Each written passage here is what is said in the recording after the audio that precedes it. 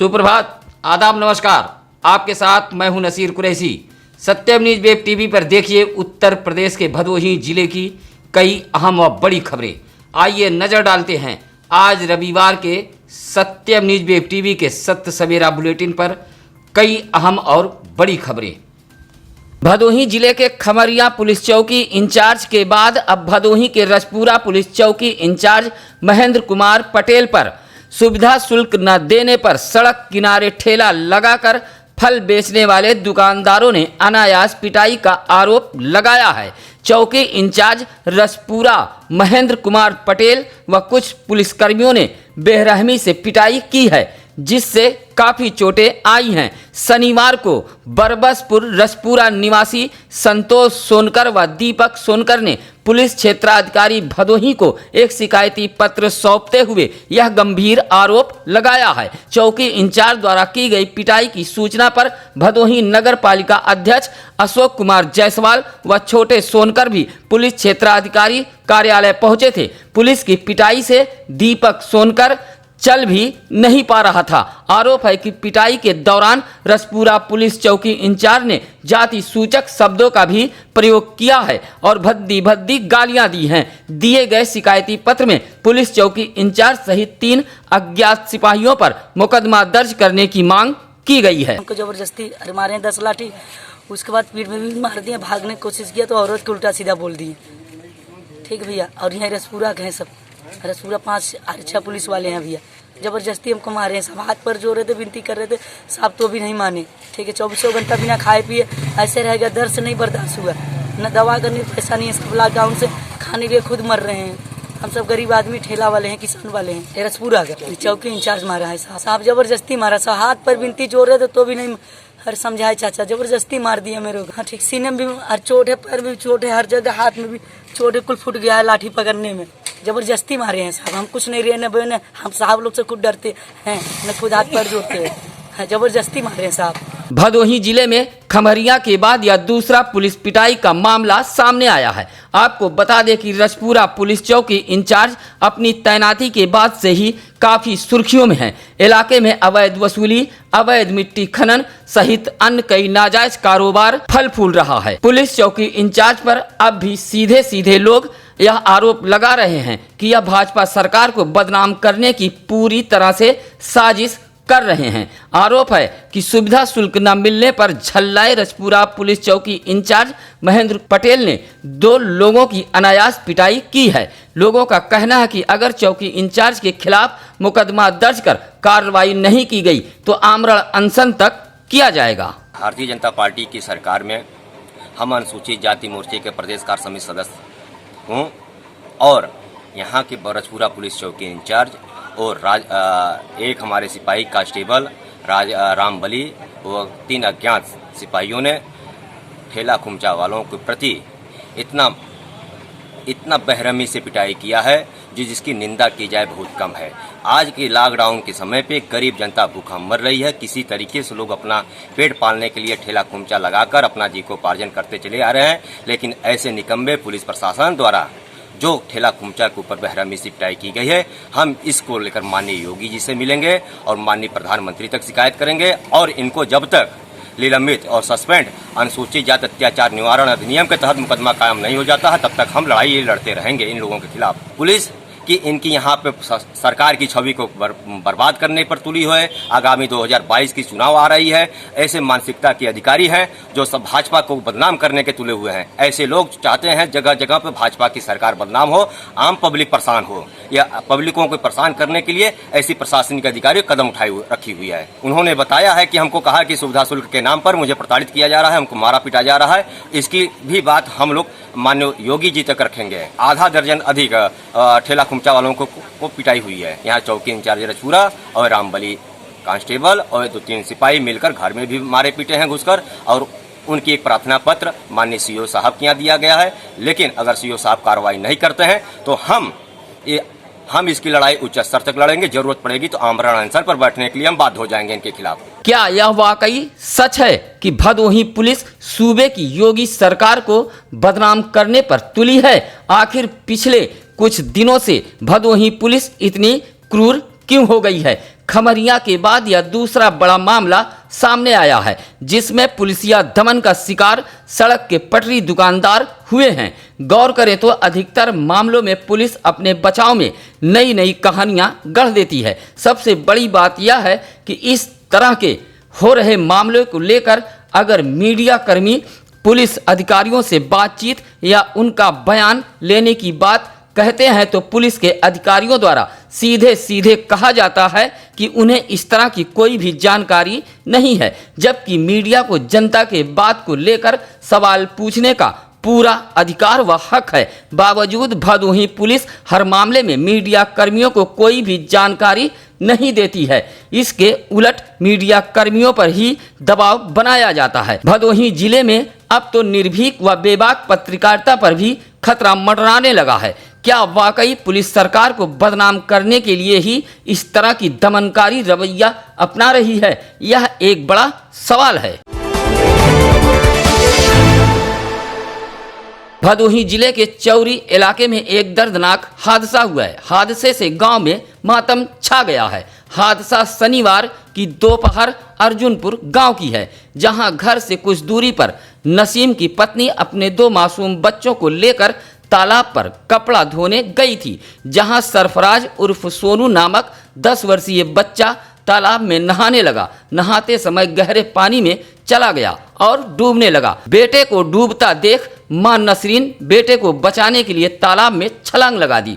मां और बेटे को तैरना नहीं आ रहा था, जिससे दोनों मां बेटे डूब गए। हालांकि इस बीच साहस का परिचय देते हुए कुछ लोग तालाब में मां बेटे को बचाने के लिए उतरे, लेकिन तब तक देर हो चुकी थी। तालाब से मां बेटे का एक साथ शव बाहर निकाला गया। सूचना पर पुलिस क्षेत्राधिकारी औराई सहित चौरी पुलिस मौके पर पहुंची, शव को कब्जे में ले लिया। महिला के मायके वाले भी पहुंच गए। मायके वाले कोई कार्रवाई नहीं चाहते थे, इसलिए पुलिस ने शव को कब्जे में लेकर पोस्टमार्टम हेतु भेज दिया। इस हादसे से गांव में मातम छा गया। आसपास के कई घरों में चूल्हे तक नहीं जले।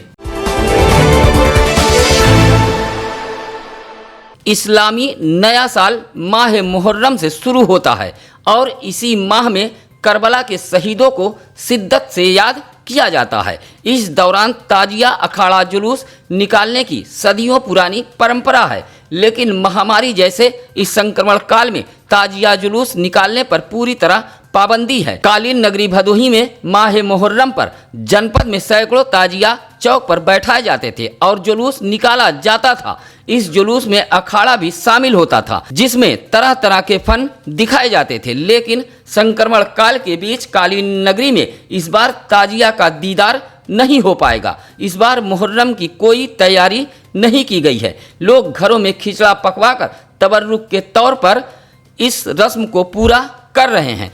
ताजियों के बगैर चौक सूने पड़े हैं। दुलदुल के जुलूस का भी दीदार नहीं हो पाया।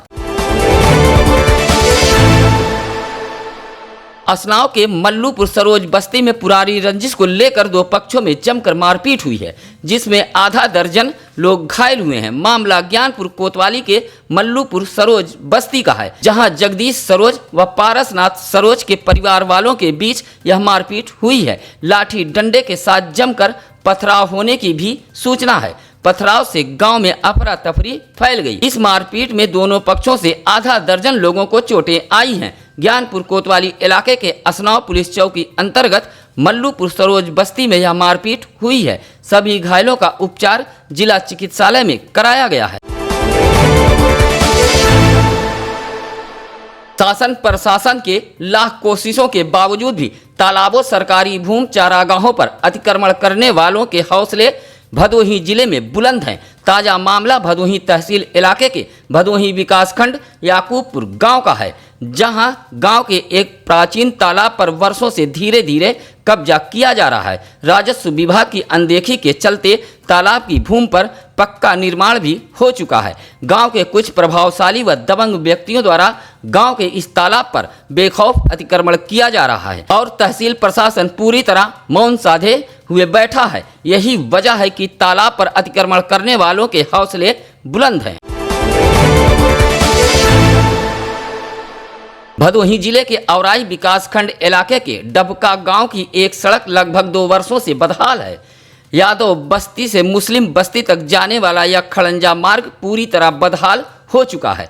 गांव के भग्गू अली, वकील अली, मैनेजर अली, शमशेर अली आदि ग्रामीणों ने बताया कि 2 वर्षों से बदहाल इस सड़क के मरम्मत को लेकर कई बार ग्राम प्रधान से शिकायत की गई, लेकिन आज भी समस्या बरकरार है। क्षतिग्रस्त इस सड़क पर चलना दुश्वार हो गया है। बदहाल इस सड़क को लेकर गांव में ही सड़क पर लोगों ने प्रदर्शन कर विरोध दर्ज कराया है।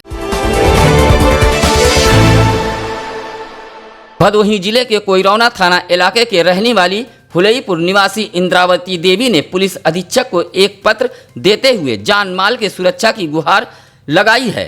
पड़ोसी के खिलाफ कार्रवाई की मांग करते हुए आरोप लगाया है कि बीते गुरुवार को उसके पड़ोसी ने घर में घुसकर मारपीट की है। इसी बात को लेकर महिला ने एसपी दरबार पहुंचकर एक पत्र सौंपते हुए मुकदमा दर्ज कराए जाने की मांग की है। भदोही जिले के सुरियामा थाना इलाके के मऊराम साला में पुलिस को देख पशु तस्कर मवेशी से भरे पिकअप को छोड़कर फरार हो गए। बताया जाता है कि प्रभारी थाना अध्यक्ष श्रीराम यादव रात्रि गश्त पर थे। इसी बीच एक पिकअप आती हुई दिखाई पड़ी। रुकने का इशारा किया, तभी पिकअप खड़ी करके तस्कर भाग खड़े हुए। पिकअप में 4 मवेशी बरामद हुए हैं। पिकअप को पुलिस ने कब्जे में लेते हुए पशुओं को कस्तूरीपुर स्थित गौशाला में भेज दिया है। फरार पशु तस्करों की तलाश में पुलिस सरगर्मी के साथ जुट गई है। एक अज्ञात युवक का शव सड़क किनारे खाली पड़े मकान में पाया गया। मामला भदोही जिले के गोपीगंज कोतवाली इलाके के लालानगर टोल प्लाजा के समीप का बताया गया है। आसपास के लोगों की सूचना पर गोपीगंज कोतवाली के दरोगा ध्रुव तिवारी मौके पर पहुंचे और शव को कब्जे में लेकर पोस्टमार्टम हेतु भेज दिया। पुलिस के मुताबिक इस अज्ञात युवक को पिछले कुछ दिनों से आसपास भिक्षा मांगते देखा गया था। भदोही जिले के सुरियामा विकासखंड के कुसौड़ा गांव में बन रहे सामुदायिक शौचालय का शनिवार को जिला पंचायत राज अधिकारी बालेश द्विवेदी ने औचक निरीक्षण किया है। ग्राम सभा में 7,45,000 की लागत से यह सामुदायिक शौचालय का निर्माण कराया जा रहा है। कहा कि निर्माण कार्य पूरी पारदर्शिता के साथ कराया जाए। इस मौके पर जिला स्वच्छता अधिकारी सरोज पांडे, एडीओ पंचायत राजनाथ, सचिव प्रदीप बिंद व संजय श्रीवास्तव मौजूद रहे। भदोही जिले के ज्ञानपुर विकासखंड के चक किशुनदासपुर तिनबरवा गांव में 6 छुट्टा पशुओं को लेकर 3 लोग गांव में पहुंचे थे और छुट्टा पशु छोड़कर वापस जा रहे थे। तभी ग्रामीणों की नजर पड़ गई। ग्रामीणों ने छुट्टा पशु को छोड़कर जा रहे लोगों को घेर लिया। यह तीनों लोग बूढ़े हो चुके पशुओं को छोड़ने के लिए आए थे। ग्रामीणों के विरोध के बाद पशु छोड़ने आए लोगों को पशुओं को लेकर उल्टे पैर लौटना पड़ा। शनिवार सुबह 10 बजे का मामला बताया गया है। भदोही जिले के डीग ब्लॉक के सुधमे ग्राम सभा के ग्रामीण आज भी पगडंडी मार्ग के सहारे आवागमन करने को मजबूर हैं। वहीदा नगर गांव के मौर्या बस्ती, माली बस्ती, यादव बस्ती के लोग 20 मीटर की सड़क के लिए आज भी तरस रहे हैं। पगडंडी के सहारे आवागमन करने को मजबूर हैं। ग्रामीणों के मुताबिक सोती लाल मौर्या के मकान से मिठाई लाल मौर्या के मकान से लगभग 20 मीटर तक सड़क का नामो निशान नहीं है। राजू माली, अजय माली, अशोक माली, फोटो माली, विकास व बबली आदि ग्रामीणों ने जिलाधिकारी का ध्यान आकृष्ट कराते हुए सड़क बनवाए जाने की मांग की है। भदोही शहर कोतवाली इलाके के इंदिरा मिल चौराहे पर इंदिरा मिल स्थित जौनपुर भदोही मार्ग पर सड़क पार करते समय कुकरौठी निवासी बलवंत सरोज नामक 72 वर्षीय वृद्ध वाहन के धक्के से घायल हो गया था। सड़क पर घायल पड़े इस वृद्ध को पासी सेना के जिला अध्यक्ष घनश्याम पासी व जिला उपाध्यक्ष अरविंद पासी ने अपने निजी वाहन से सरकारी अस्पताल उपचार हेतु ले आए। साथ ही पुलिस को सूचना दी, जहां सरकारी अस्पताल के चिकित्सकों ने रेफर कर दिया। उसके बाद पासी सेना के लोगों ने घायल वृद्ध को इंदिरा मिल स्थित एक निजी अस्पताल में भर्ती कराया।